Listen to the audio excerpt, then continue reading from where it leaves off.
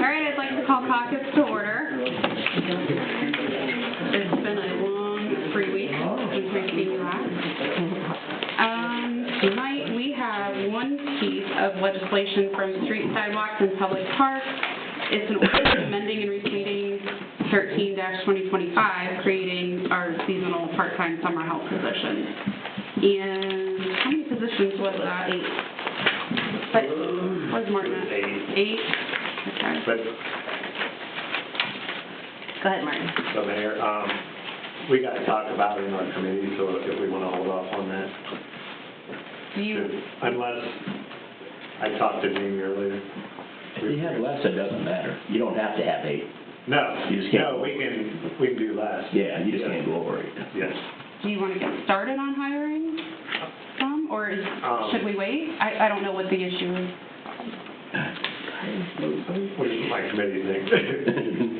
Just I think if we got 6 for now, like, by the time we get them hired and stuff, it's going to be late in May. okay. So, Well, you don't hire any of the ones that tore up everything last year. No, Wrecked we're the not trucks, going to do that. wrecked the equipment, wrecked the trucks. Do we want to go forward with this though? He just doesn't want the same people hired that cost us money. Okay. I'd say you do. So we'll go ahead and approve it, and then Okay, you can that's talk fine. about the logistics Yeah, we can talk about it at the committee. who you're hiring with the committee Sure. in the future. Okay. All right. Are there any questions on the bills? I think Amor had one. Laura, did you have a question? No, I'm Did good. you get the answer on that? Yep, I got it, good. Understood. Okay. Just like you did. Just like you did. Oh, I got all the answers for you. I checked it out. I mean, I had a couple.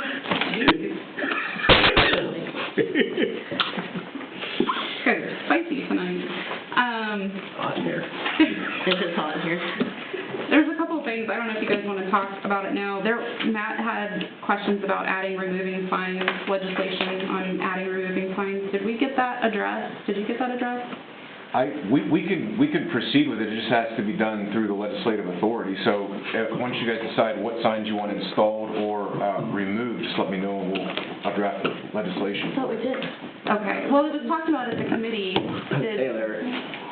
We haven't talked about it at the committee. We haven't had a meeting yet since the last meeting. Okay. This has come up since the last meeting. We talked about the police. At the committee. police Yeah, committee, Yeah. you want to do it with your committee for roads? Yeah. Okay. I know that email, I was bringing that up in my report. it went unanswered, and I just wasn't sure where we were at with that. The other thing was, I wanted to ask you guys about contacting Sergeant Major Persing with the Ohio National Guard 1192nd Engineering Company. This was something that you knew about too. We never went any further with this. There is the option, we talked about it briefly, that unit, it's an engineering unit that is able to do the demolition of Kunkel for the cost of labor and equipment. Yeah, Officer Well, Ronnie they- Reed I'm reached sorry. out to them. They would absorb the cost Yes. of the labor and equipment, and that is, it's a training exercise for the Ohio National Guard Engineering Unit. So, is that something that you guys are okay with me calling him and exploring that option also? I just got his phone number today, so I wanted to keep going with that, if you think that that would be a good option. Well, they said they couldn't do till this fall, I thought. There would be a delay. Yeah, I mean, he it said has it to would go have up to the go up. chain. I know that, but I have not had the opportunity to talk to him yet, because that did come through Ron Reed. We did And- talk at finance about possibly selling it too. There's a lot of options on the table with it, so do you want me to bring this option? Do we have any cost in it? I don't know. I know that the cost of the labor and equipment would be absorbed by their units, that's all that I know. Like they would pay to haul everything away and. I'm not sure if we would, I was gonna ask him that. Yeah. We I'll say you barely, for like the contact him and see, landfill cost. we got nothing to lose. Yeah, I think, at least. I'm not sure if we legally. Well, we might have the cost of Could have that hauling up the torn down. land. What? I'm not sure if legally we can have that torn down. Well, we have an inquiry with the Trumbull County Land Bank too right now, so for demolition. I know what I'm saying, this is federal. Well, I understand, So- the situation with the land bank would be the same for any other property owner, wouldn't it, Matt? Yes. Because, you know, if they demolition it and you want to keep the property, then you have to, the village would have to pay a percentage. 25%? Yes. So, I mean, I think that working with this group would be a much better, more fiscally reasonable option. I think that we should weigh both options, Oh, definitely. which would be more cost effective. I have information I'm gonna give to Matt to call this gentleman. Okay. And we need legislation, if council's on board, to take ownership and be able to sell it. They Okay, don't want it back. The guy told me they didn't want it back. So if we bring that in next meeting, council in favor of it, bring okay, the legislation Well, that's definitely and send it back to him, and then probably should wait till we get an answer from them before Contact him. go tearing something down that, I'll call and get some info if there are costs for us. Just have a conversation with him about how it works, and timeframe too, because if it's gonna be 2 years, you know, His email said that the cost of labor and equipment would be absorbed through their unit. However, they're scheduled for unforeseen circumstances. The demolition would be delayed until the end of this year or possibly into early next year, so it'll be a while. the thing is, if they say we can sell it, and I'm sure we'll get a buyer over there, Mhm. then we don't need to tear it down. Let that new owner do what he wants to do. Yeah. Okay. Why be bothered? Well, I guess just keep moving forward with all avenues until we, Yeah, but should you put the land bank on hold? Because if they move forward and they start doing anything, and then we pull out, then we're gonna have the costs associated with an asbestos survey and all that kind of stuff. I'm just throwing that out. then I should probably talk to the Sergeant Major Persing quickly. And To then let find me out. know, or you can, either one of us can let Ashley know Okay, from the land bank, so that we don't incur any right, because if they unnecessary costs. do, they'll pass those to She's us. still moving forward. Okay. Okay, well, then I guess I'll get a hold of them and find out what they can do. And the other thing was, do you want to talk, Mark, about RFQs for the land use? Like, we don't want to have that, do you want to have that conversation real quick about what,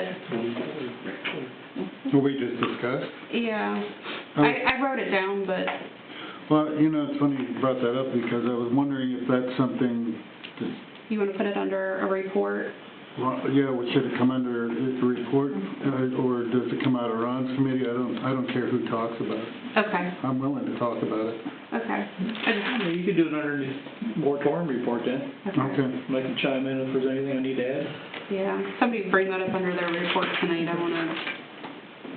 I think council as a whole should know what's going on with that.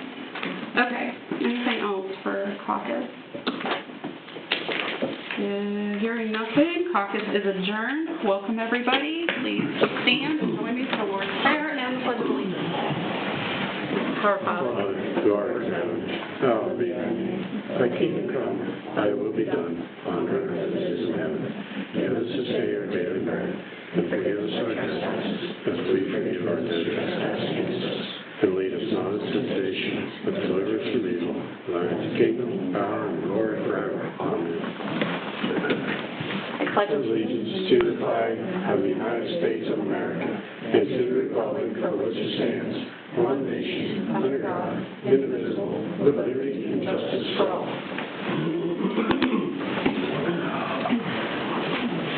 Roll call, please.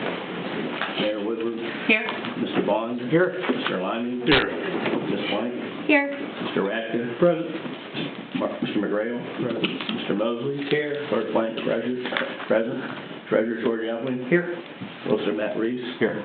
Police Chief Brent Dolan. Fire Chief Travis Eastham. Present. Planning and Zoning Administrator Kelly Bordner. Present. Street Commissioner Martin Elder. President. Board of Public Affairs. Engineer Chris Gillen. President. I have a motion to excuse Chris Peterson. He is still at work this evening, and Chief Milhone notified me last week that he would be out of the village this evening. So moved. Second. Motion by Lyman, and a second by Bond. All in favor? Aye. All opposed? The motion is carried. Can I have a motion for adoption of the agenda? So moved. Motion by Radka, Second. second by McGrail. All in favor? Aye. All opposed? Motion is carried. Can I have a motion for disposal of the minutes for the regular council meeting, March 16th, 2026? So moved. Second. Motion by Blank, second by Lyming. All in favor? Aye. All opposed? Motion is carried. Can I have a motion for payment of the bills? So moved. Motion by Lyming, Second. second by Mosley. Any questions on the bills? All in favor? Aye. I'm going to abstain from that, Mayor. Okay. All opposed? All right, motion is carried. Mayor's report. First, I have that I am getting somewhere with the PUCO with discussions on the railroad crossings. Martin and I have had some separate conversations. To start, I know that CSX is coming back to Planning Commission for another site plan review, and in some of the preliminary conversations that Kelly and I have had with them, it was brought up again about advanced signal warnings. And so I was told to contact the PUCO. I did do that. I got a hold of a gentleman there who directed me to somewhere on their website that we could apply for and get a grant up to $5,000 for each crossing.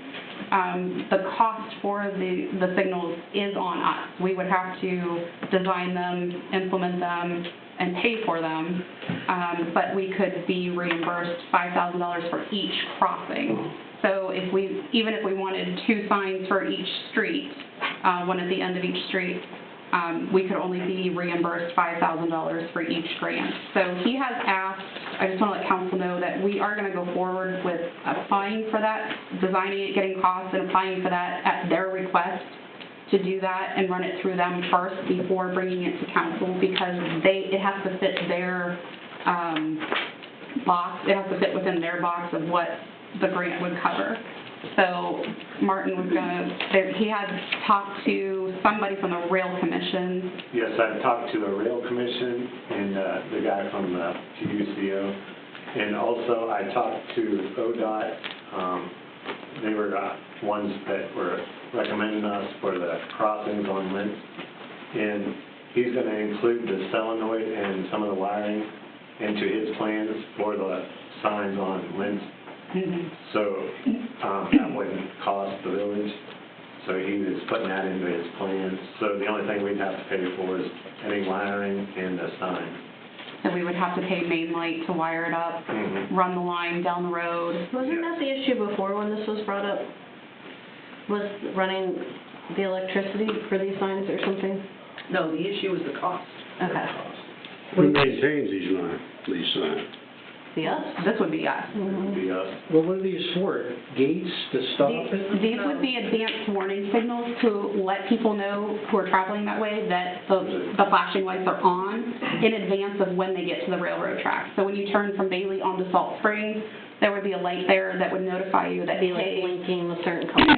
it's just like the school zone would be. I mean, it would notify you that there is a train.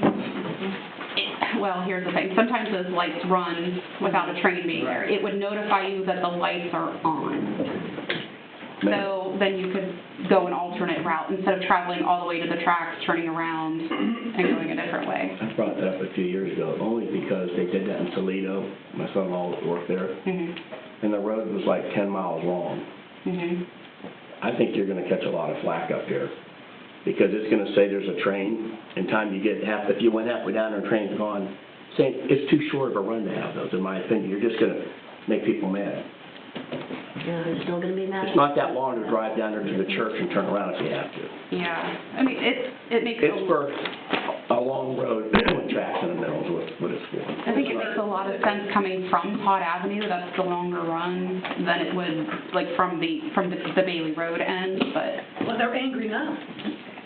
So I hear a lot more comments. So if the light shows you can go down there, you start getting down there, the light turns red, you're already going down there, what'd you say? That's a risk. I mean, we put up the lights, and it's at your discretion whether or not you want to continue on to see if the train's there or not.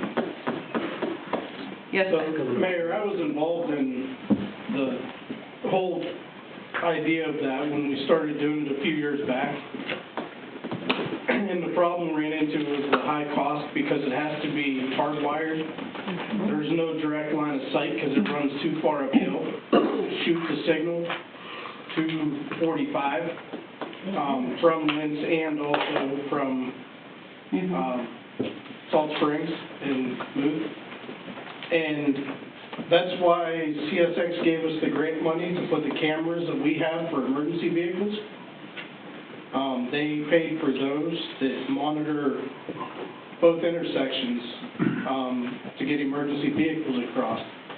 But if I remember right, it was somewhere upwards of $50-some thousand for just Salt Springs because it had to be hardwired the whole way. And then that's why we went the route with the 2 monitoring cameras because we couldn't, it was very costly to do that project. And that was probably 7 or 8 years ago. Yeah, I knew it was something. Well, I mean, we're just, So at the request of a lot of residents, we're looking into it, and... But I'm just giving you a little backstory on it so you guys know that we'll see we've been down that road before once, and that's what we found the last time. We will see what Martin comes up with as far as price, and then it'll be up to council on whether or not you want to move forward with it. But I wouldn't feel right just not doing anything about it, knowing that there's a lot of people that do want that. So I just want to put the option out there. So this would be at 4 locations, Todd? Up to 4 locations. 4 locations. I told Martin, let's explore doing all 4, and then you can always reduce it if you wanted to. But it's a one-time $5,000 grant for each crossing. So, you know, it just is going to depend on what the cost is and the logistics to run the lines and put up the signs and pay for it. So we'll see. I mean, we'll work on that some more. I just want to let you guys know that we did make some progress with finding the grant, at least. The next thing was, I might be stealing the solicitor's thunder here, but we did get an email from Ern Gomes of the Ohio EPA regarding Mud Creek, the EPA permit. They expect to process the final permit this week with an effective date of May 1st, 2026. I don't know, Matt may have more on this, but we did receive the draft comments the other day, and It's not promising. it doesn't look promising. It looks very much in favor of this being approved. Let's see here. Oh, Martin and I met with Trumbull Soil and Water regarding the MS4 permit, and there's 6 MCMs. They said that they can do 3 of them for us. Yes. 2 of them they would assist us with, and then 1 of them would be on us to complete, but they would come out and let us know how we did on it and whether or not the EPA would be okay with what we did. I believe one of them we had to include Chris too, I think. Yes, on one of those items, we do have to engage our engineer for that. So you have education, you have public involvement, which would be like having a scout troop, cleanup, whatever it may be. The third one is storm system mapping. That one's on us, and I think that was the one that we would have Chris help us with. The 4th one is regulation for construction sites. The 5th one is post-construction control. That's more Chris, too, I think. And number 6 is good housekeeping. That one is completely on us, but they would come out and let us know if we're doing it correctly. That would be like secondary containment for oil changes, things like that. They would come out and let us know if our chemicals are labeled properly. Or drains and hot floors and stuff in the garages, where you're Correct. washing cars. So we're not ready to take action on that yet. When we talked to Trumbull Soil and Water, we both agreed that we wanted to make sure that the commissioners would be open to allowing us to piggyback on their permit first. We didn't want to be presumptuous. So they are going to talk to the commissioners. I'm going to reach out to the commissioners also to let them know that this would be, favorable for us to join them and join their permit, there is a fee for it, and I think it's 49 cents per person, and at last census, we were at 3,332. That ends up being like $1,632 and some cents. And then they charge us $100 per acreage, per acre. So, but they determine the acreage. Yes. And it's not all of the acreage in Lordstown, it's along the roadways and the village-owned properties, so some, but not all of the property in Lordstown. But it still seems like this would be the more cost-effective way to go. It also adds consistency to what they're doing. And it also makes sure that you're doing the MX4 program in concert with their permit.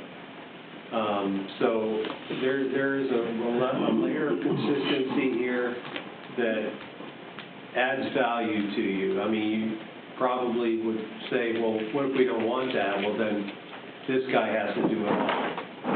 And this is a lot of work if you want to do it right.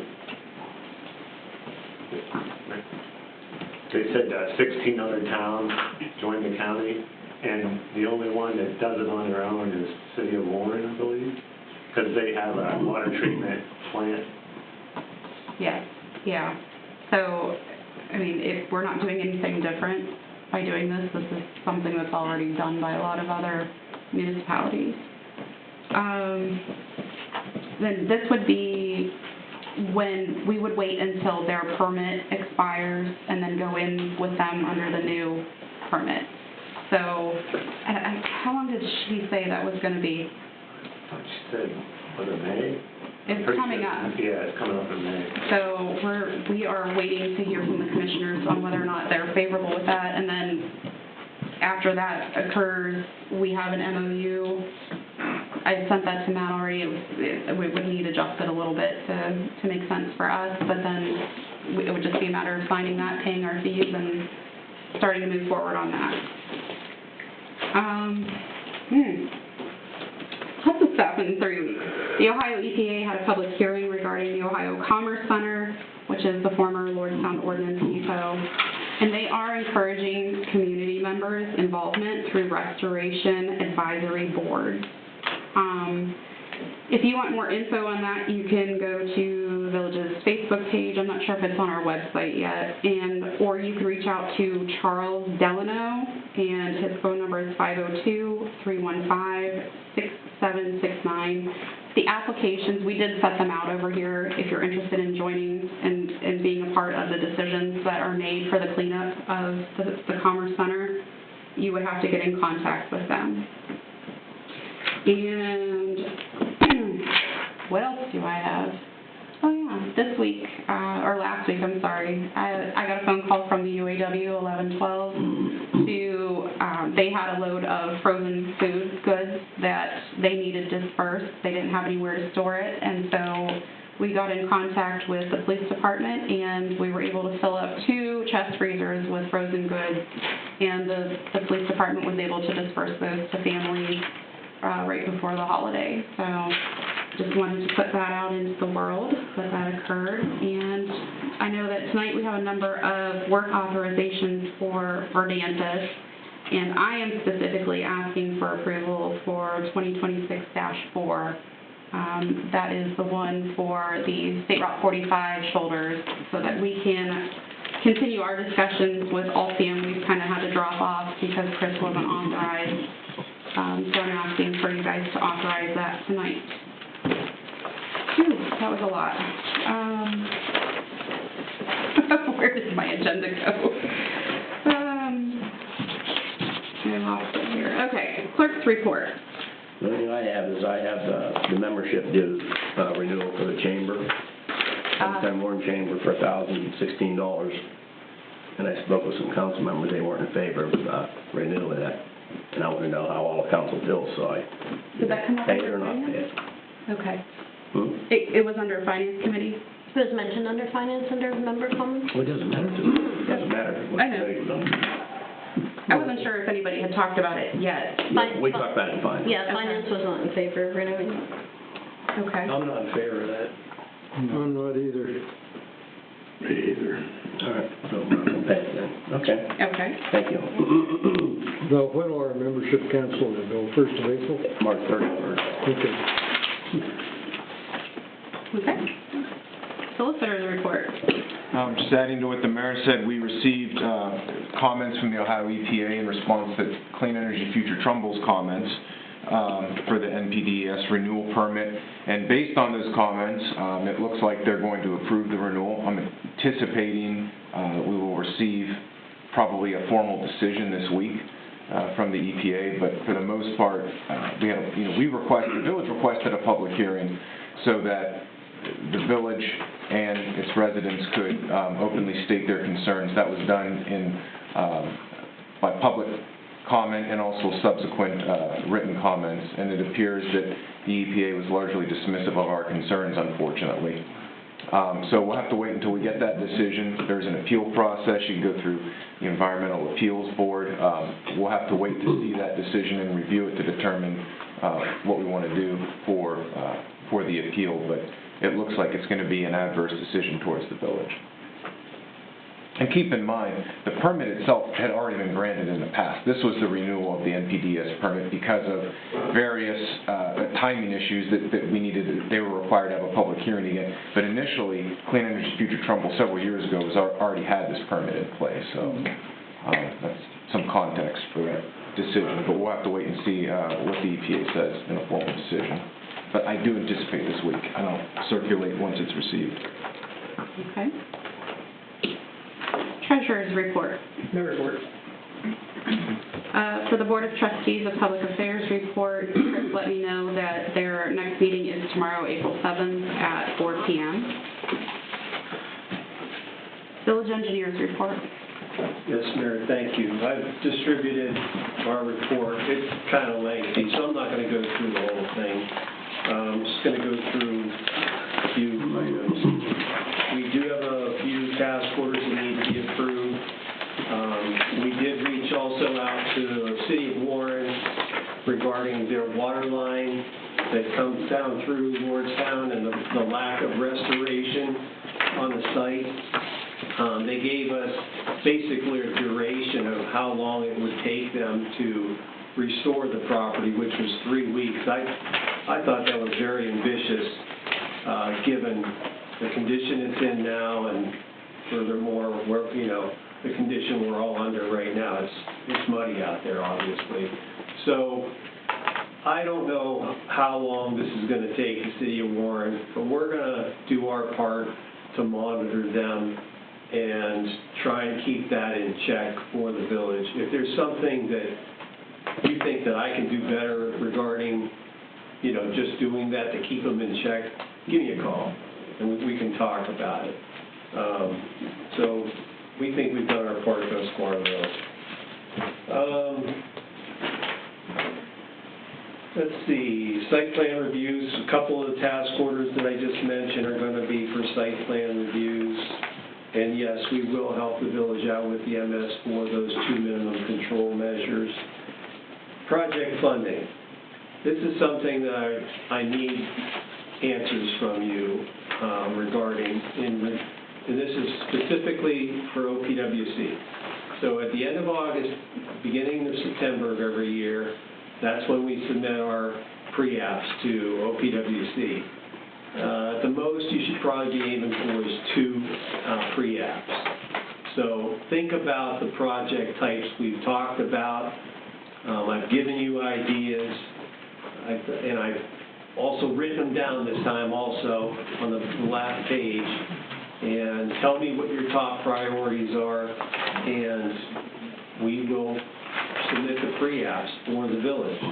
Right now, we're waiting on OPWC funding to come through for Lintz Road. Pretty soon, the village will need to authorize to publicly advertise the construction project for the resurfacing of Lintz Road. So that's coming up. This should be a normal process with the village. Go after OPWC funding every year. And you should try to, match this up with some of your local funding, and also some of the loan funding, if you were able to do that. It really adds good leverage for you. And we think we've done that on a couple projects thus far. I did include this last page on the report. This is Safe Streets for All. It's a Department of Transportation grant program. It's all about planning, okay? And you've heard me say before, those with plans get grants. So this is a planning grant that if you go through the planning process, you're in better shape to get grants for improving safety along your main corridors, such as Salt Springs or State Route 45 or Ellsworth Bailey. You might remember me saying this last year, but we passed on it. We weren't ready. So these open up next month. 24-inch water line. The RFQs have been submitted. Council needs to make a decision. Is that going to happen tonight? I haven't seen any of that. I think it only went through BPA, right? That's right. BPA, at the last meeting, the BPA stated to council that they made their selection. Now council has to make their selection. So it's on the Utilities Committee. Who's the Utilities Committee? Your decision. You moving forward? We're going to have a meeting. You're gonna, yeah. Well, that's something you guys need to decide. Okay. Mark, you'll probably be at the BPA meeting tomorrow, right? Mhm. All right, this is a project that occurs outside the village. Therefore, your committee is the most important committee because the body of people here are going to need to probably administer that project.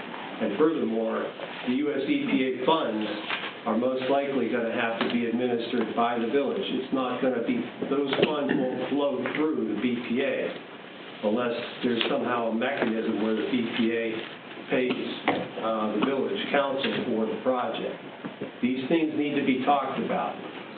You also need to start to think about your work plan that you're going to have to submit to the US EPA as to how you're going to use the funds, when you're going to use the funds, and all of that.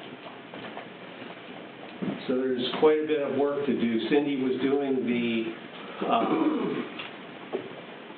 grant administration checklist, so I don't know where she left off, but it sounds like she got pretty far along. Anybody have any questions for me? Thank you. Okay. Move on to special reports. Police Chief Brent Milhone is not here. However, I was asked to talk about the body armor that needs sold. Somewhere in here. Here we go. This was the old body armor for Officer O'Rourke. He is going to be he'd like to take it to the Red Diamond Uniform in Austintown. They will sell it on consignment, and I think he said there's a 15% consignment fee.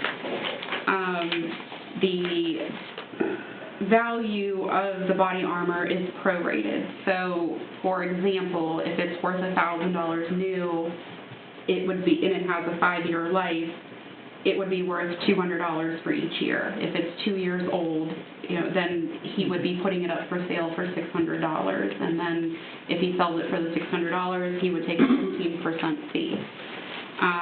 So under new business, I will be asking for an authorization to have the chief sell that old body armor through Red Diamond Uniform. Any questions on that? Were we doing Officer Mendenhall's too, or just, is he the Yeah, I thought there was two.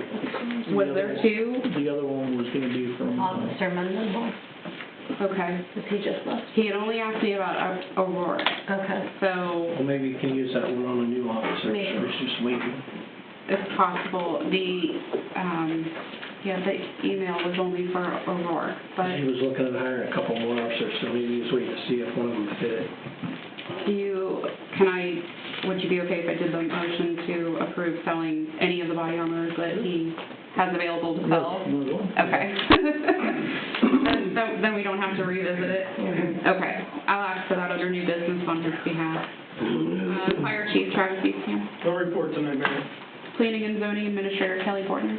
So I submitted my March report to everyone. It was in your boxes, so you had plenty of time to review it. If you have any questions, I'd be happy to answer. Hey, back up on that. I want to ask Travis a question. Oh, okay. So Travis, in the paper, I read about how Warren Township is going to pay Champion for mutual aid.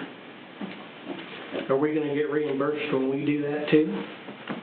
If the village wants to. I mean, the reason why it's not considered mutual aid or charging is because Champion's coming to Warren Township more than Warren Township's going to Champion.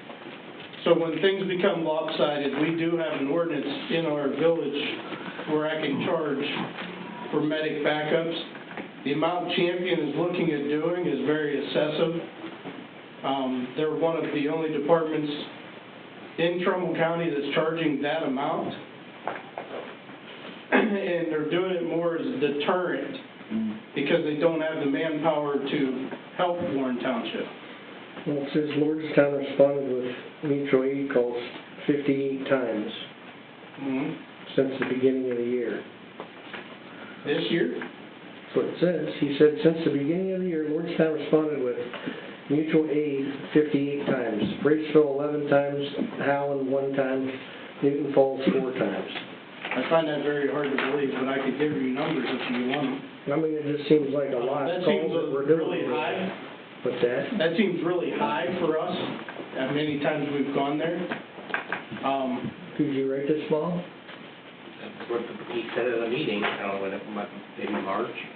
And that was, I believe, Dave King gave you that information? No, Natalie? Joe Yeah, Natalie? that's Natalie's name's on here. I can pull the records, I can tell you exactly how many times, but, we try and keep everything even from one to the other, like them coming to us. If it starts getting lopsided, then we would charge them. Well, they only have coverage 64% of the time, so I doubt they're helping us very much. They still do though. I'm just curious about it, because it seems like we spent a lot of time on there. I'll give you guys numbers, and if you guys want to change it, however you want to do it, I don't have a problem with it. Can you send that in an email to us? I will. And then he can take a look at it and... Yeah, I'll give you exact numbers. I can pull it up in ESO and run a report and give it to you. Okay. No problem. All right. Thanks. Was there any questions for Kelly? Since we jumped back. I don't have any for her yet.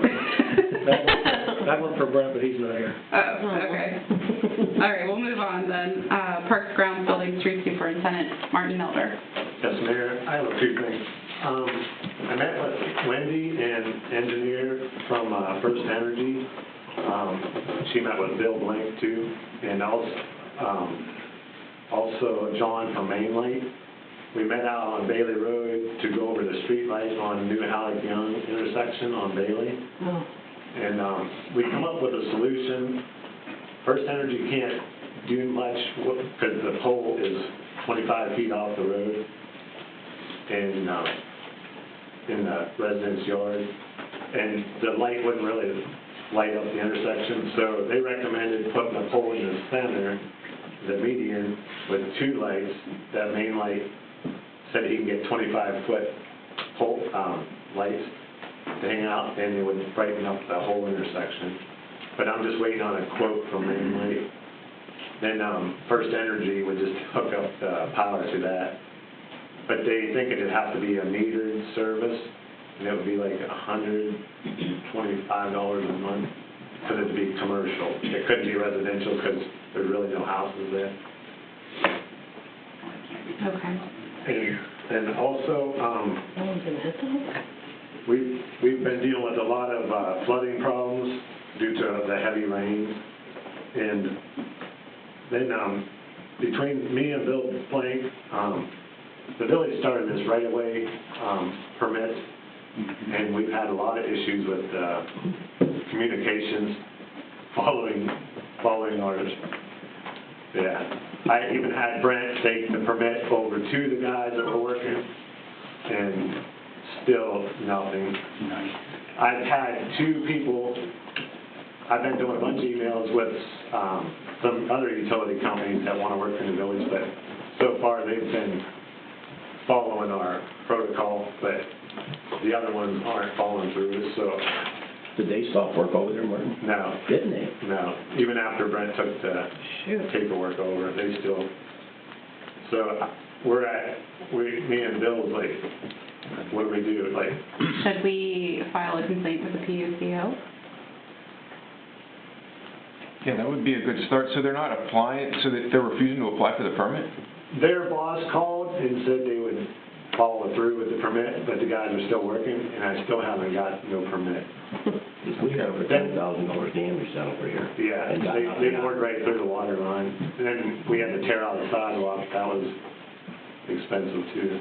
There's no insurance or bond in place under our ordinance for this. And I think Darren even turned it into them, and still nothing. But another problem we're running into, there's other utility companies saying, oh, we're only doing certain roads in the village, so they don't want to put the big bond up.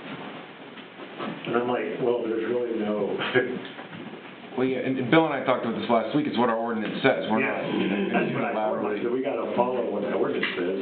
But they're like, oh, well, we're only doing one or two roads, so I'm like, it don't matter. Man, how can you guys keep working? I didn't know they kept working. Yeah. I had Brent take the paperwork over to them. They keep working. Yeah, I mean, and these companies are always difficult to communicate with because there's a whole bunch of different companies involved. Language barriers. Yes, yes. PUCO would be the place to start. Although they may get involved where they may say it's your local ordinances and they may not be interested too, so that's always a risk, but yeah, that would be the place to start. Okay. So PUCO. All right, thank you. Do you have anything else? Oh, yes.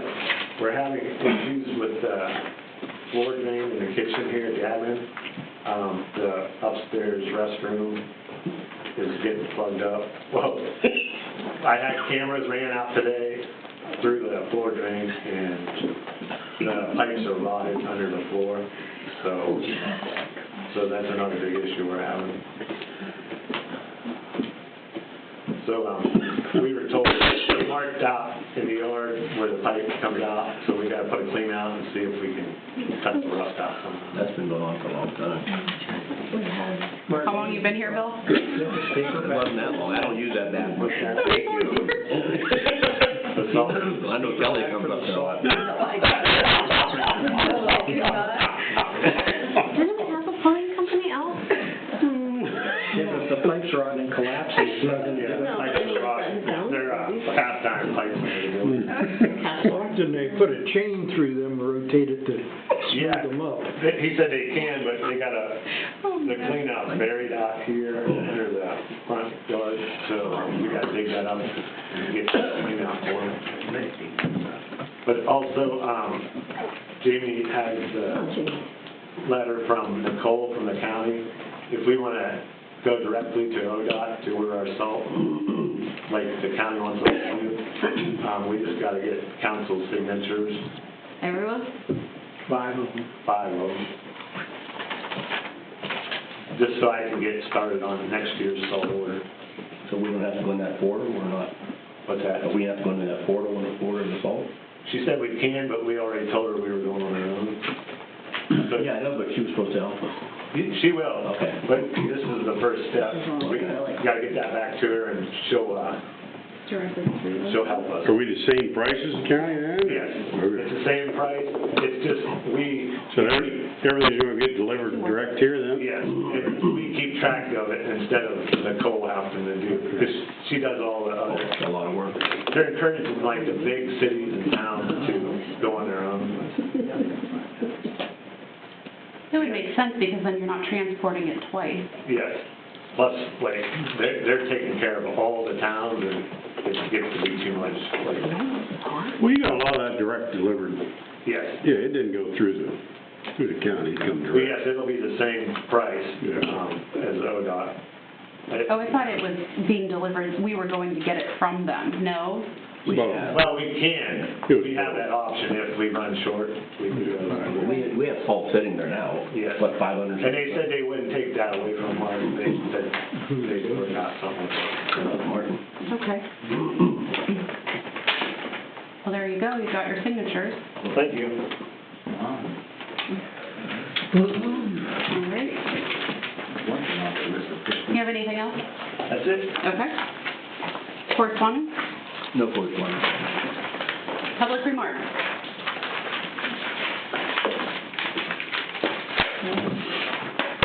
No public remarks? Okay. We'll move on to council remarks. Did you have something? I can't remember Uh-oh, she forgot.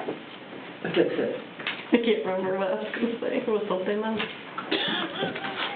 Well, Don't worry about it. Yeah, don't worry about it, guys. Daniel, remember. It'll pop in eventually. a brain fog. Pregnancy brain.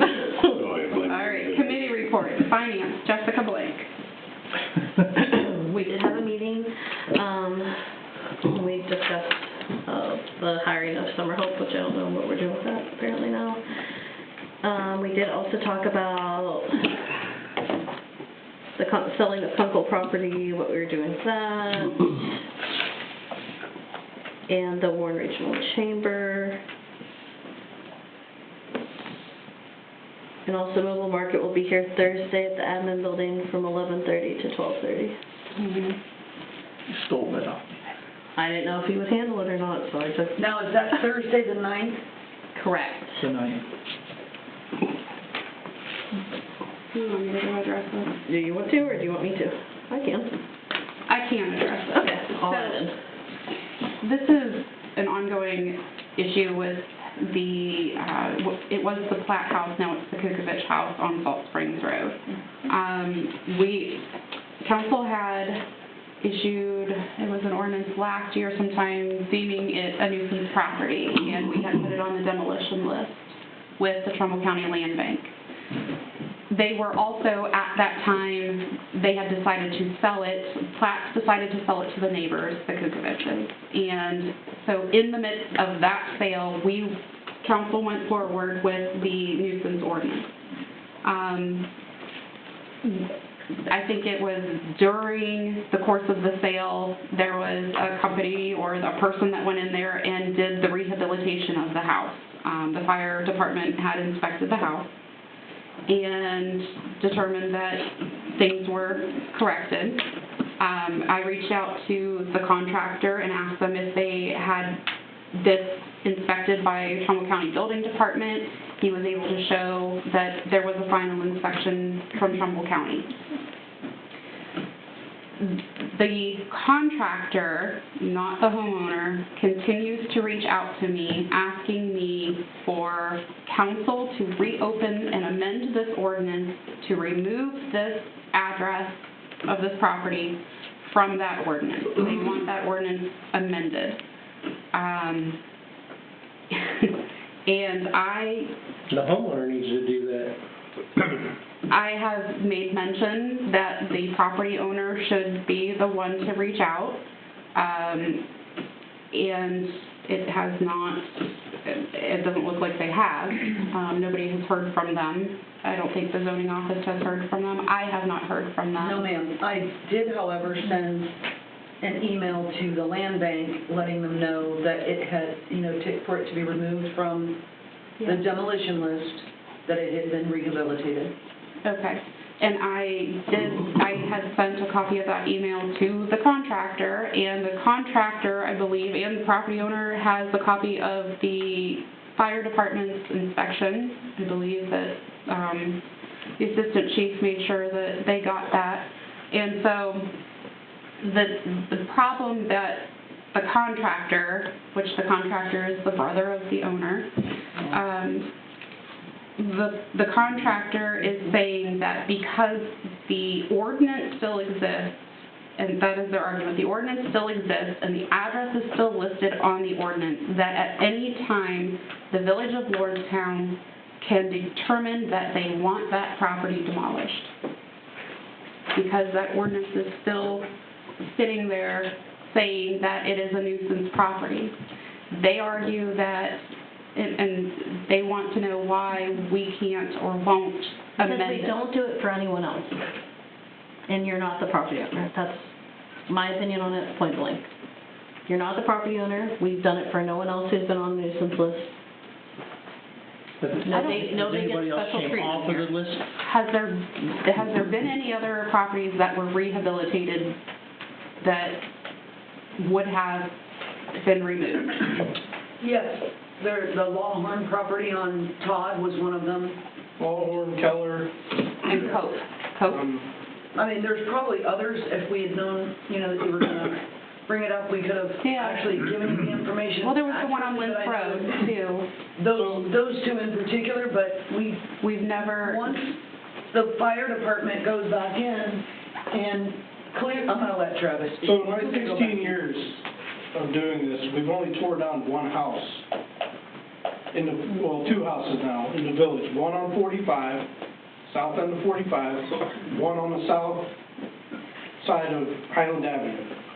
In 16 years. Every other house that we've ever deemed inhabitable has been brought back up and people are living in it. okay. And we've never amended any ordinances to state otherwise? No. No, Okay. not that I'm aware of. We just, it's, my thing is I would rather see a person fix the house, bring it back up to code, bring it back up to where it's safe, and someone move in it and tear it down. I'm not here to tear down people's houses. Usually we work with them the best we can, and the health department, and we get them back into it. I mean, In 16 years, I've tore down two houses. once the fire department, the fire department is integral in getting these properties deemed a nuisance in the first place, and then also integral in having them being restored or rehabilitated. When the fire department goes in and gives their statement, and that's all that the zoning office needs, is all the county needs, and that's what we go by, because the fire department is the authority on that. And we're not in business tearing down houses. Our goal is to get them fixed. I agree. And a demolition is only in the most extreme of circumstances. Right. Exactly. Do they typically start, do they reach out to you? Because they have 30 days to start the process. Do they typically reach out to you once it's been deemed? As Because soon as it's deemed, they usually reach right out to us and they ask us what they need to do to keep it from getting tore down. okay. We give them a list, the health department does the same, we work with them all the way through the whole thing. If they don't have it done, say they have a 30-day notice and they're making headway, we extend it and we give them more time. Absolutely. And if it takes them 4 months to get it done, or 5 months, we allow it. And then they bring it back up, we clear the house, the health board clears the house, says it's good. We pull the unsafe off of it. We give them a report back that it is now habitable, and it comes from us and from the health department, because we both inspected at the end of it. Well, in this case, the health department has deferred now. Now they have changed the rules. Right, the health department now has a new process whereby if they find that the Lordstown Fire Department is the foremost authority on that. Which the Platt House was the first house that we've had to do that on, since the health board has changed the rules. So the fire department did what they needed to do, correct? We did. We did what we have to do, but we've never pulled anything back. We've never gone back, removed anything as far as I'm aware. We just stopped the process with going forward of tearing it down. You know, we take it off of Land Bank's list and say it's good to go. And we did get confirmation from the land bank that it has been pulled. And I did forward that confirmation with the But I mean, assistant chief's letter. we've only did 2 houses in 16 years. Okay. I mean, is this Is that sufficient? That should be sufficient. It should be sufficient. You know, this is more, if we wanted to do another ordinance, it would be just for a peace of mind, basically, for the homeowner. But again, the homeowner isn't the one making the request. Right. And typically, as long as you're getting the process started with the way our ordinances work and the way state law works, as long as you get that process started within that 30-day window, the determination, the legislation doesn't become effective because you've taken steps to remediate the property in the first place. So, And we try and work with the homeowners all we can. We try and extend them as long as we can. I don't care if it takes them 6 months, as long as they're making progress. Yeah, and I As mean, long as they're going in the right direction and they're doing what they gotta do, I'm perfectly fine with it. in this case, it was remediated. Oh, it was So, done in I- probably a month and a half. I just want to be able to say that, you know, council has had this conversation. Does council, anybody here feel like there's a need to amend the ordinance, or is what we are doing already sufficient? I mean, that's what I'm looking for. Yeah, not unless Matt says we need to. yeah, I I'm good with mean, it. if it was done within 30 days, our ordinances say you have 30 days to remediate the property before it's deemed a nuisance. So if they remediated the property and they got approval from the village that it was remediated, it never took that next step Okay. under our laws. Then we are good with where we were at. I just know that the finance committee talked about it, and I wasn't able to be at that meeting, It's the so. second time it's been brought up and no one's been on board to change that, so. Okay. All right, and unless we hear something further from the property owner, then we're good with where it landed. I wanted to mention the egg hunt. Yeah. Oh, no, I wasn't able to go. Oh, the egg hunt? Yeah. For the police association? And the fire, right? Police and fire? Police and fire. That's what I was gonna mention. How did that go? I went, I mean, did you have a good turnout? But they said it went very well. Okay. I was there. It was a very good turnout, I think so. And the weather held out. I mean, it snowed a little bit, but it was relatively dry, and the kids all had fun. Plenty of eggs and prizes for everybody, and thanks to Foxconn for their donation of a lot of things. There was a lot of prizes for the kids this year. Nice. That was what I was trying to remember. Oh, that was what you were gonna Yeah. It finally came to her. Okay. Sorry, guys. Is that all you have for finance? Yeah, that's all I have. Okay. Parks, buildings, grounds, general improvements, streets and sidewalks, Jamie Mosley. So, I lied. I have one more thing I'm gonna bring up under new business. I'm so sorry. I didn't bring my pillow. Call to order. Go ahead. Goodness. Go ahead. I said I'm gonna bring it up under new business. Oh, all right, I have no report tonight. Public Safety and Police Department, Robert Vaughn. No report this evening, Mayor. Public Safety, Fire, and EMS, Lamar Lyman. No report. Public Utilities, Mark McGrail. A very quick report, sorry. Sorry. I heard from Tom Bellish once again, the rate that we stated that we couldn't go above it's still above .101. It's at 103. So, And so we're back another month another now. month, so what is that, July? July, yeah. So we won't have a start date until July 1st. So for, what, two months, it'll be whatever the market rate is. No rate, yeah. Oh, 3 months. Three, when did it April, expire? May, Yeah, it June. was supposed April, to May, be June, April, sorry. yeah. April, May, June, you're 3 months. 3 months. So for 3 months, it's gonna be whatever the market rate is. Hopefully we can, with the warmer weather, maybe it will come down just enough to lock us in. Anything else? Are you sure? I said it was short. Planning and zoning, Ron Radke. Yes, Mayor. We did have a meeting this afternoon and went through quite a bit of things in our meeting. One thing that we did give authorization for Kelly is to get legislation for the increases of our planning and zoning fees. And there's a couple other things we're working with the moratorium committee on. I don't know if we want to touch base on that now. Well, yeah, I mean, we had Or talked new about business. doing RFQs for a land use plan. We had Brian France come out and put on a presentation for us regarding data centers and things like that, and we found that he is for hire. So Mark's been talking with him, and I guess we do have some questions for you, Matt, and that is, as far as hiring him, would council be able to hire him at an hourly rate?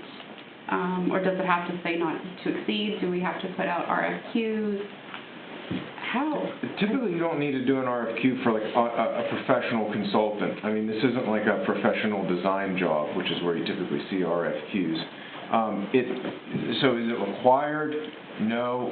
Would it be advisable? It wouldn't hurt just to simply, well, again, you're not going to get the rates from the RFQ, you're going to get qualifications, but simply to get maybe 3 other submittals just to get a good idea and compare qualifications, because this is going to be, you know, on the short end, probably an 18-month project. And so it certainly wouldn't hurt to get the qualifications. Brian did a nice job when we met with him. His hourly rate is certainly reasonable. But if the village does want to proceed, I would recommend doing an RFQ just to get a couple other proposals, you know, and then going from there. But, yeah, because it's going to be a long-term commitment with whoever we decide to hire.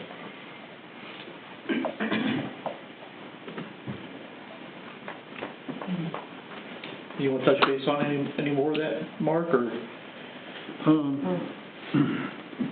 No, actually, Jackie said it. Okay.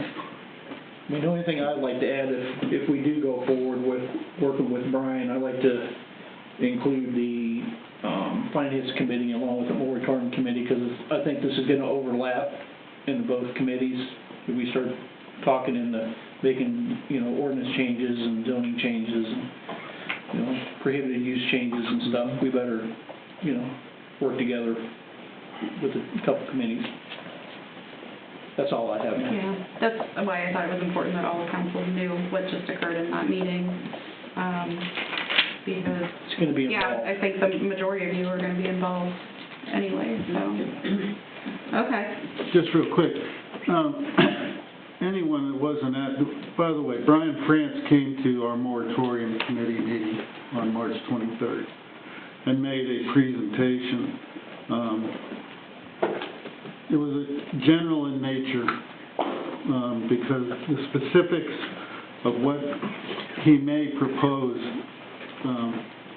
would get into him being hired as a consultant for the village as a whole, dealing with conditional uses on data centers. And he gave us essentially a choice to make, and the choice was either or. Either you work to prohibit that as a use, as a land use in Lordstown, or you work to make it allowable under conditional usage language. So that's what we're talking about. And for my part, I wanted to also discuss that with our committee. Unfortunately, Brian went on vacation right after the presentation, and I didn't have a chance to talk to him until actually today, and we're supposed to discuss this a little bit further in the coming week, and then we'll have a meeting for us to recommend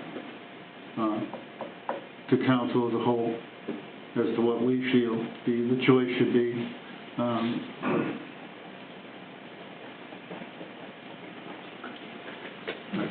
And just legally, from a legal standpoint, looking at land use plans are a good idea to have, not only from a practical planning standpoint, but legally when a company comes to town and decides to challenge our ordinances, what the law looks at is whether or not the ordinances are arbitrary or if there's some rational basis to protect, you know, the safety, health, and welfare of the community. And having a land use plan in place is an objective measure that can be used to defend and support our planning and zoning ordinances. So from a legal standpoint, I think it's a good long-term investment for the village.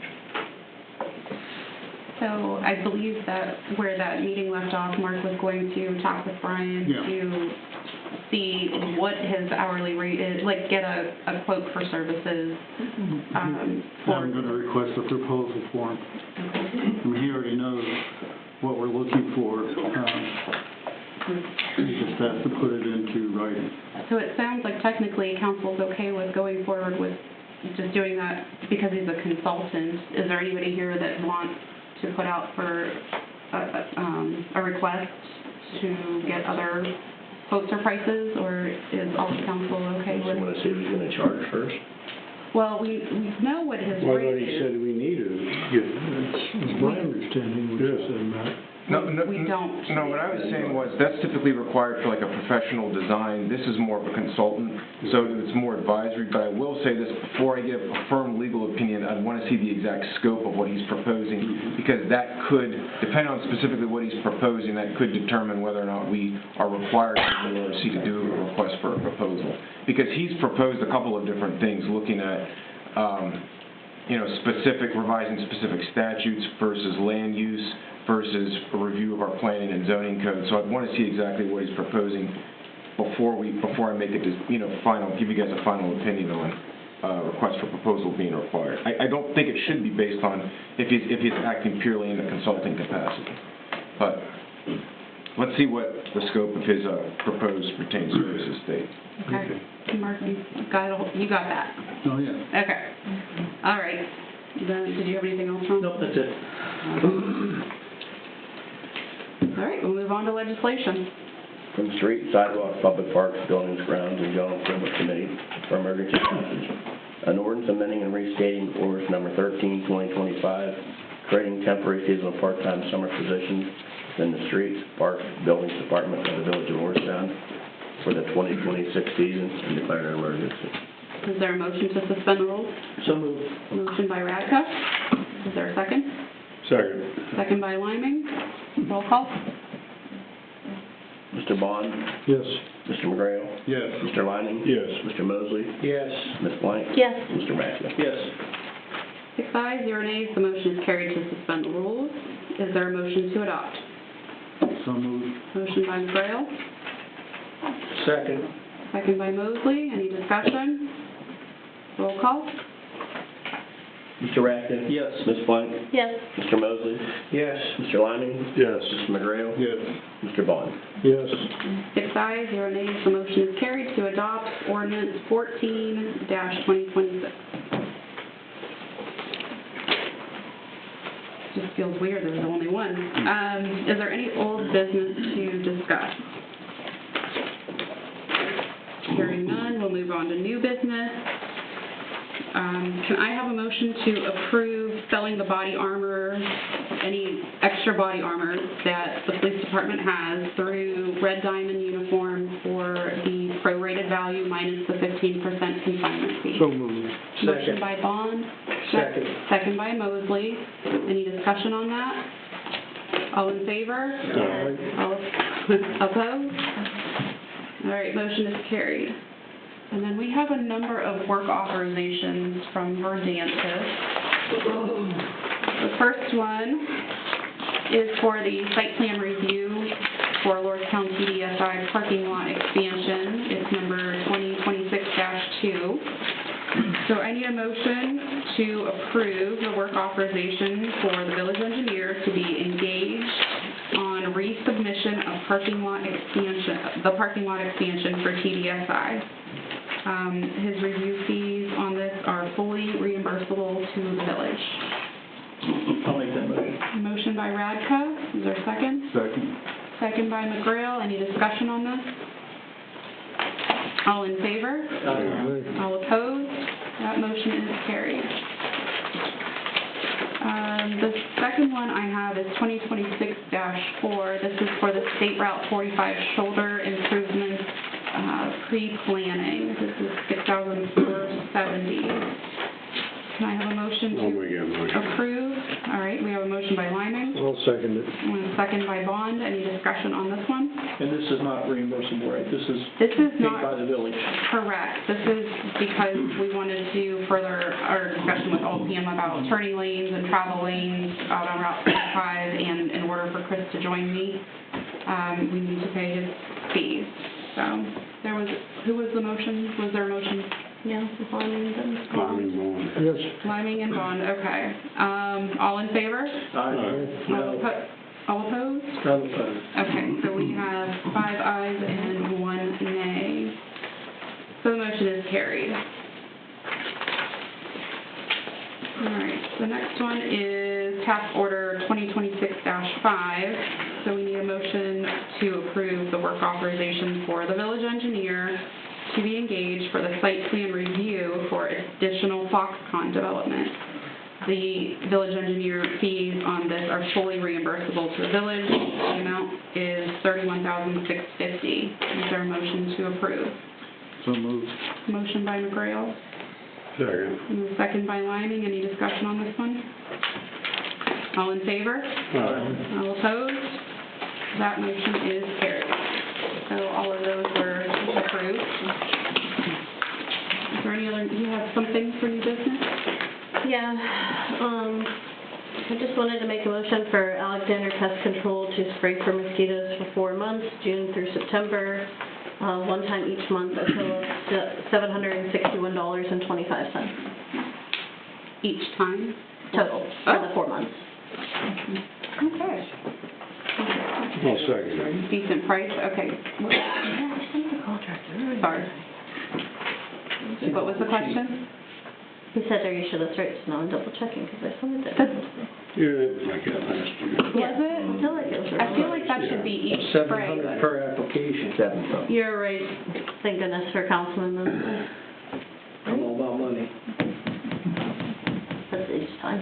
So each Yeah. service is So a $751. total of $3,045. That's something. Okay, guys. Okay, so we have a motion by Blank. Thank God I have you. There was a Second. second by Liming. Any other discussion? All in favor? All opposed? That motion is carried. Is there any other new business? None? All right, we'll move on. Are there any public remarks? Yes, ma'am. Hi, Lori Doga, 1211 Alexander Road. I have 2 questions. I missed a couple of council meetings, so I'm not clear on what the Foxconn expansion is. Can you explain that further? I would prefer to have a representative Foxconn. If I could ask you, can I ask you to come and speak? And then my next question may be addressed quickly by our solicitor. Can you update us also at some point on our data center lawsuit? Sure, do you want me to do that right now? Or Can do you you want me do to wait that? for? Can Sure. you do that now? Sure, so we have filed, they filed their initial brief, the data center. We filed our response brief. They filed a reply brief in support. We submitted all of our evidence in support of our case. At this point, we're just waiting on a ruling from the Ohio Supreme Court. This is a mandamus action, so it's not, there's not like a jury or anything like that involved. And it's not like one of these 2 to 3 year cases that you hear about. This is probably we'll probably have a decision in 2 to 3 months tops, I would think. There could be, the court could decide to hear oral arguments on the case, which would add maybe a couple additional months to give the court time to rule. But typically in these cases, they don't. Maybe 10-15% of the time they have oral arguments. Typically in a mandamus action, we don't see that. So everything's been briefed and fully filed with the court, and we're just waiting for a decision from the court. Okay, thank you. Sure. Yep. And now if you can, thank you. That worked out great that you Thank were you. using Chris's questions. So I'm Shane Brown, the Vice President of Foxconn, Ohio. So if I could, just to make sure I answer your question correctly, are you asking about the expansion we just talked about, or the total expansion that's going on currently? The additional, or what's currently going on? Can you address both? Yes, I'll try to make that. Okay, yes. It's very hard to explain without a visual, okay? So currently, right now, we have a civil permit that we're doing grading in the front along Halleck Young that you guys can see that's fenced in. That is a engineering data center that's been approved. So what that is for is customers evolve, and I'm gonna throw some names out, not saying that we're working with these people, but if we're working with a company that's NVIDIA or whoever that comes out with a new data center chip every month, and they're trying to get a customer to buy their newest data chip for their data centers, wherever it is in the world, they ask, why is this one better than the one that I currently have? That's what that is for. Actually, to upgrade different components of the data center for engineering, for customers to come in and go, okay, I see the value of this new piece of equipment.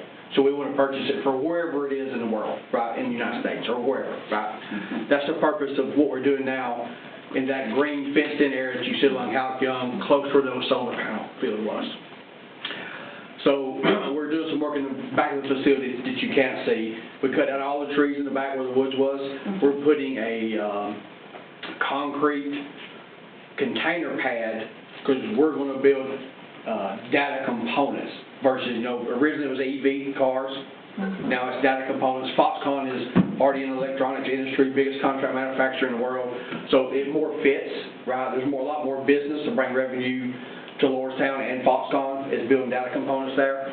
So we will build data components. So in the back, we're going to build a concrete pad that is in the new submission that you'll see for the grading permit. That's just a storage pad. Basically, it's a concrete pad that's probably a third the size of all the area that we cut the trees down for. Now, there are some things that we're working on with the EPA, because that's a wetland. There's 26 acres of wetlands area, kind of in that area that we're working with the Ohio EPA. We had the Corps of Engineers come out. They deemed it not to be federal, even though Mud Creek runs there, it is Ohio. So we're working with the state of Ohio to mitigate whether we actually have to buy credit to purchase some property somewhere that's a wetland. Not sure that's going to work out yet, so we'll do either way, whatever the EPA says is right. In the back, we're actually doing some, we're building some not extension to the building, we're making loading dock extensions in the back that you can't see, that we back trucks in for parts and components. We're actually putting in one new verified retention pond for stormwater. The new permit submission has 2 additional verified, or will be verified retention ponds for stormwater. Those are in the new permit that Mr. Chris and his team will be working on here recently, or newly, or coming up forward. So you know the plant's 60 years old. So right now, we are planning on redoing this current substation that's in the facility.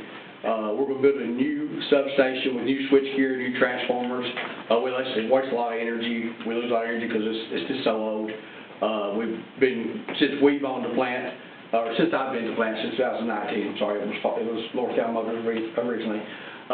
We keep pouring money into that substation, so now we're going to build a new one. That is in the that is in the upcoming permit package. We're going to build a new wastewater facility. Our current wastewater facility is about 8 times the size it needs to be, because it was built in the 60s and everything was bigger back then. Our water goes to the city of Warren, so we're in conversation with Warren of how we build a new wastewater. It's about a quarter of the size of the current one, and the current one is only about a third.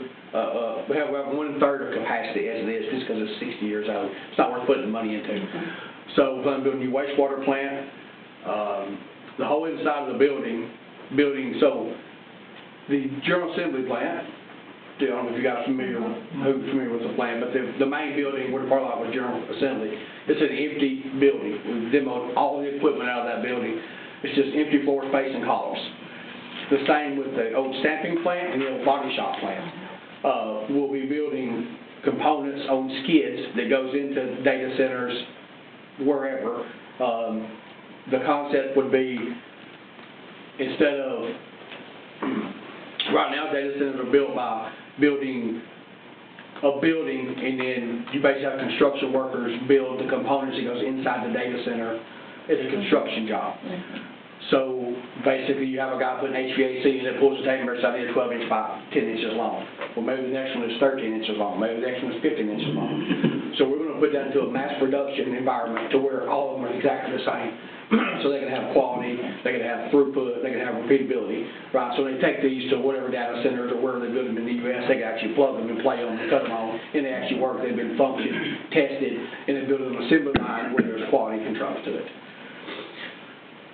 So I'm sure I missed some things. There's a lot of remodeling going inside, restrooms, floors, concrete, fire risers. Right now, we're putting all new fire risers, the loop completely around the building. I don't know if I'm about to set that, but all around the building, we're changing the fire loop all the way back out. We changed all the risers inside. We had a failure here recently from a fire riser because they're decayed.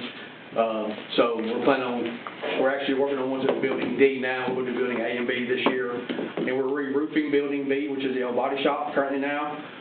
We got roofing going on in the General Assembly building, and we have a quote out to put a new roof on the old Stanton building.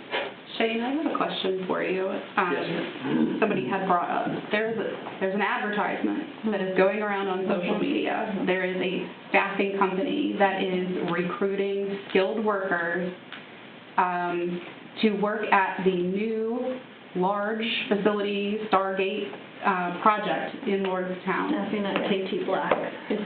Staffing at KT Black is what it is, and they're looking for these skilled workers to come work at the Lordstown Data Center. Are they hiring So for I you? don't know KT Black. There is no, from Foxconn standpoint, I can't say what's going on in the rest of Lordstown. From the Foxconn standpoint, the only data center is the engineering data center that we have a permit to build, the small one in the parking lot. We're not building one in building D, we're not hiding one in the back. I see some of this information. I don't come here regularly to talk about it because really I don't know where people would get some of this information from. If we was going to hire some extra people, I'd bring back all the 250 employees I'm paying to sit at home, full wage and full benefits, because I have no work for them yet. I'd bring them back to work. I wouldn't hire a staffing company to bring in new people. But we're not hiring anybody through staffing. All of our people are direct hire. We plan to bring all of our team members back sometime in the next few months. We've acquired some new business at the facility. I cannot say this in this facility because it's recorded, but there's some new business in the plant that is pretty exciting news, and we'll be working on that which plans into our expansion. Okay, so that'll be coming out probably fairly soon. I just can't say the name of them now, but we are not soliciting any people from any staffing agency. Well, it was more for electricians and plumbers and skilled labor, not... Well, it's advertised for Stargate, which is through SoftBank, which is why people are associated with that. So Stargate is separate from SoftBank. Okay. Okay. That's kind of a political conversation I don't want to get in because I'm not part of that, and so I don't want to say who it is. So you guys did read that SoftBank is building a 10-gigawatt data center in Cincinnati area. below that area somewhere. I can't remember. I want to say Portsmouth, but that may not be right. Okay, so that is a thing. That is approved and that is going on through SoftBank. I don't have any more information on that because it does not involve Foxconn in Ohio whatsoever. I found out about it probably when you read it in the paper. I didn't know about it before then either. The only thing that I can tell you about is what's going on the piece of property that Foxconn owns here in Lordstown. So this treatment plant, what do you treat it and then send it down there and they retreat it? So when you have processed water out of a manufacturing facility, for example, it could be welled water through a welding facility, it may get slag or ferrous metals in it. It could be oil and grease or oil from the stamping pits. All that goes out in the wastewater treatment, and then we have a a lot of that. So we have to separate the treatment. I can't hear with this phone going on. Whose phone is it?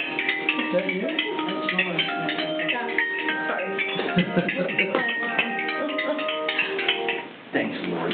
But yes, we treat it to the specification given us by the city of Warren. They give us a specification for every type of metal, grease, or any type of chemical that we could be into the water. So we treat it inside the facility, and then we test it inside the facility, and then we send the results to Warren, and then they give us a recommendation, say, yes, we will receive it. And then we send the city of Warren, and then, of course, yes, they do treat it again for whatever uses they use it for. So it's not like your sewage goes into a different line, this is the treatment plant for... This is processed water. Yeah. Stormwater or sewage is a whole different thing, right? This is processed water from the facility, cooling towers, HVAC, runoff water, stuff of that nature. Okay. Since he's up here, does anybody have any other questions for him? I have a question for you. Yes, ma'am. The substation you're building, where will that be?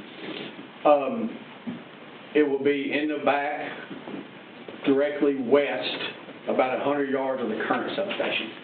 You won't be able to see it from Halleck Younger, but it's in the back of the plant. But it's about 100 yards west of the current substation. And when you talk about storage facility that you're building in the back there, I'm not sure, I'm not clear on what that means. It's a concrete pad that will store palletized containers on that we build data center components on. So it'll be the containers that the components you're mass producing in The there? containers and the Will components, yes. go It could be into part storage. storage, and it would be containers to be shipped out by rail. So it'll be Because, as you shipped know, in I think when we started this project, we wanted to use more rail than trucks because of the traffic inside of Lordstown. So we're working on redoing the rail.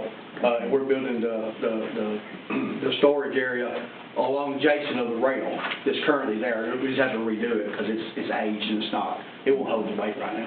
All right, thank you. I think the important part that we get out to people today is whether or not there is a full-scale data center just coming to the Foxconn facility or not. There's not. So, and I think I had a conversation with Mayor Woodward a couple of weeks ago, because I read some of the same things. So I'm a fairly open book. You know, you guys can contact Foxconn at any time and ask any questions. We don't mind. You know, we're trying to be the best steward of the community as we can. But there's things that people say that are not true. There's things that come out from the SoftBank that don't relate to Foxconn, Ohio. And people just think it does, right? So, you guys can welcome to contact Foxconn anytime, and we'll talk through whatever you guys want to talk about. I think Foxconn plans to be here for a long time, so we want to be good steward of the community. So, do you want to discuss the water line while I'm standing up here? Me? Anybody? We can, since you're here. You were gonna get a quote on that, or estimate, did you get it? Yes, sir, so I have it by the end of the week. Okay.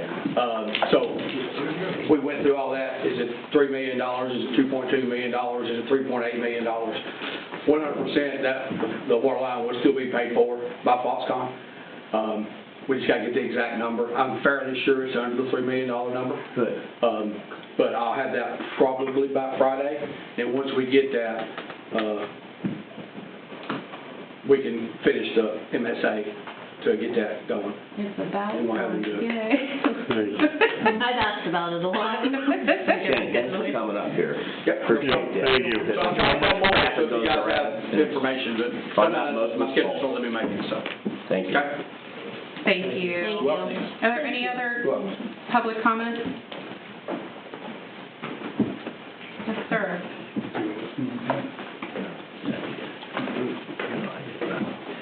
Carl Kovach from 8655 South Todd Avenue. This isn't so much as a comment, it's just something that's been kicking around in my head. Since Altium is effectively closed down, they laid everybody off, right? When Altium was built, I assume there was some sort of tax abatements or things to become, good community stewards. I currently live in a household where we have 2 all-electric vehicles. Altium has 42 electric vehicle charging cells in their parking lot that were only available to Altium employees. And I was just wondering, since there's nobody over there using that plant, is there some sort of conversation that could be started with Altium to make those available to the public, the charging stations? Well, I do know that there are employees there right now. The skilled trades workers and production maintenance workers are still there during the day. They are working.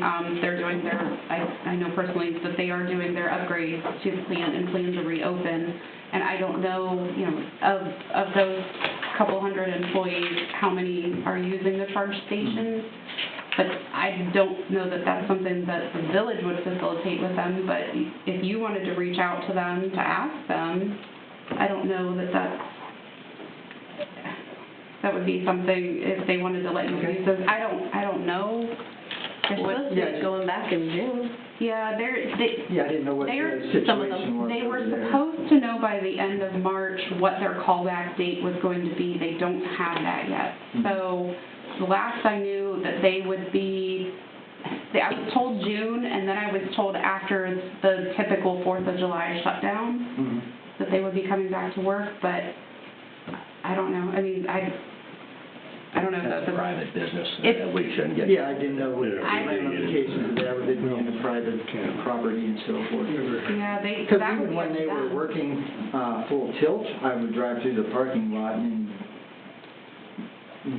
lucky if maybe half of those were ever being used. Yeah. So, yeah, it was just a thought that I had that I wanted to throw out there to see what You can, your thoughts were on it.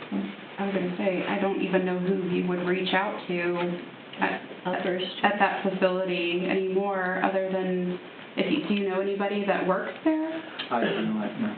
that has, Do they have meters on I don't believe they have meters on them. No, but- there's none. I drove through there on the way over here, and meters on it. It does say, oh, you gotta, I think. Stop telling people you drove on there, it's private property. You're acquitted. No, I mean, it's a business. You can drive through. You can drive through the parking lot. Wait, too many. Well, there's probably 800 people working there in the daytime. There's still a few hundred, well, you have your General Motors employees, you have your. Hire works through there. Yeah, they're full in the daytime. So, Yeah, I just wanted to. I would say you can absolutely reach out to them and ask, but it wouldn't be something, it wouldn't be something that we would do. Okay. Is there any other public comment? Can I have a motion to adjourn? So moved. Motion by Mosley, Second. second by Bond, all in favor?